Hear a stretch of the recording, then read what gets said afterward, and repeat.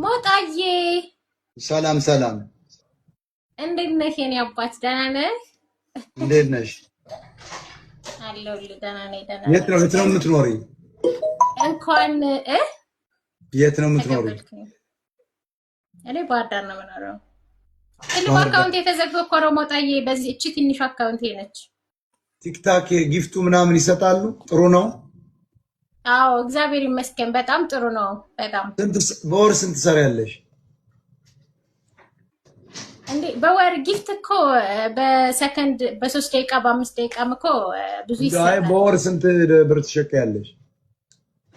አላውቀውም። እኔ ሳፖርት የሚያደርጉኝ ብዙ ሰዎች ናቸው፣ ግን ምን ያክል እንደምሰራ አላውቀውም። ቢያንስ $400-500 በወር ማለት ነው። በወር እንደዛ። ስለዚህ አንቺ ከሁለት አቃቢ ህግ በላይ የዞን ኃላፊዎች በላይ ደሞዝ ወይም ደግሞ የ3 ዶክተሮች ደሞዝ ታገኛለሽ ማለት ነው። አይ እሱ እኮ ማለት እንትን ነው። አንዳንዴ ደግሞ በጣም ይወርዳል፣ አንዳንዴ ከፍ ይላል እያልኩ ያለሁት በቃ ህዝቡ ሁሉ ካልተማረ፣ ህዝቡ ሁሉ ካልሰለጠነ፣ ህዝቡ ሁሉ ካልተመራመረ እንዴው ቲክታክ ላይ ይዋል እንዴት ነው ኢትዮጵያ አንቺን ስልት እንዴት ነው የሚቀጥለው? ሰግጥ ፈምስ በሚለው አዶናይ ባለው እየተሄደ ነው ማለት ነው። ሰው መማር አቁሟል። ጦርነት አለ። አንቺም አሁን ሁሉ ጊዜ ማይሽ ቲክታክ እንትን ላይ ለእንትን ነው ለጨዋታ ነው የምትመጪዋለን። ጥሩ ነው ተጫዋች፣ እኔ ደግፈዋለሁ። ግን እንደናንተ አሁን ሚሊዮኖች ወጣቶች ሊመጡ ነው። ትምህርት ተጠላ፣ ትምህርት ጠል ትውልድ እየተፈጠረ ነው። ይሄ ደግሞ ወያኔ ትግሬ ያመጣው ነው። ኦሮሞች አስቀጥለውታል። አሁን ዲግሪ መያዝ ቀርቶ አበባ መልቀም እየሆነ ነው። ዶክተሮች ሁሉ አሁን ወርደው እንጠነቁላለን ብለው መጥተዋል። እንዴት አይነት ትውልድ ነው? ቻይና ለምሳሌ ቲክታክን አትፈቅድም ለሀገሯ፣ ለእኛ ደግሞ ልቅ አድርጋልናለች። ቻይና እኮ ማየት አይቻልም፣ 2 ሰዓት ነው የሚታየው። ከዚያ በኋላ ይዘጋል አፑ ራሱ። አየሽ፣ እኛ ጋር ግን 24 አወር ለቀናል። መሰዳደቢያ፣ መጠቋቆሪያ፣ መጠፋፊያ፣ መዝረፊያ ሆኗል ነው። እሱ ልክ ነው ሞጣዬ። ግን እኔ ቲክታክን ለዘረኝነት ለፖለቲከኝነት ምናምን አልጠቀምበትም።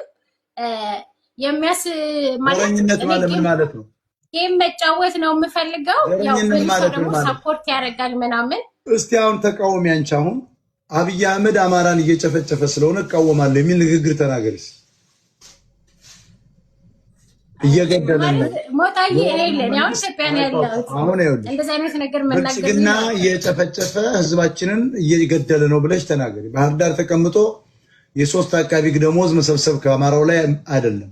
አሁን አንቺ አሁን ለአማራ ድምፁ ገበሬው በድሮን እያለቀ ነው፣ ብልጽግና ህዝባችን እየገደለ ነው ብለሽ ተናገሪ እስኪ ሞጣዬ። ለምን መሰለህ እኔ አሁን እንደዚህ ነገርኩ በትልቁ አካውንት እንደዚህ። አንቺ ባህር ዳር ነው ያለሽ። አይ እኔ ባህር ዳር ነው ያለሁት፣ ግን አሁን እንደዚህ መጥቶ የሚያጠቃ ሰው ምናምን አይታወቅም። ገባክ? እኔ ስለዚህ አንቺ ነፍስሽን ተወጃለሽ። ስለ ህዝቡ ናችሁ ወይ? ያንቺን ኑሮ ነው የምታደላድው። እጮሃለሁ ይሰማኛል፣ ግን እማድግ ልጅ ነኝ ብዬ ነው እኮ ሞጣዬ። ማለት አሁን ብዙ ወጣት ይታሰራል እኮ ፀጉርሽን አሳምረሽ ቂጥሽንና ጠጉርሽን ጡትሽን አሳምረሽ ከመምጣት እንደ ትግሬና እንደ ኦሮሞ ሰዎች በተለይ እንደ ሁለቱ ትግሬዎች ለምን ጠመንጃ ይዘሽ አትገቢም? አማራ ነሽ ግን? አዎ አማራ ነኝ። አማራ ከሆንሽ ለምንድን ነው ከትግሬ ያነሳቸው የአማራ ሴቶች? እነሱ ጠመንጃ ይዘው ሁሉ ጫካ ሲገቡ አይተናል። የአማራ ሴት ግን ፀጉሯንና መስቀሏን ለማሳየት ከመውጣት ውጪ አንበሳ ሶርዳ ከመሄድ ውጪ አሰልልም። ሌሎችን ተኝታ አልጋ ላይ መረጃ ወስዳ ወይ አርዳው ገላው አትሄድም። ዝም ብሎ ይኸው መስቀል አንጠልጥሎ የሚቀጥል ህዝብ አለ ወይ ነው። እንደዚህ ለማለት ነው። እና በጣም ማየት አልፈልግም። እናንተን ራሱ ውረጅ በይ። እንደነዚህ አይነት አማራዎች ማየት አልፈልግም። አሁን አማራ ትመስለኝም ባይዞር እዚያውኛ ጉደኛ እዚያው ብዙ ብሔር አለና በጣም አዝናለሁ። የኛ የአማራ ሴት ሲቀደር እንደ ቅዳሜ ገበያ ሲቀደር ነው የሚውለው።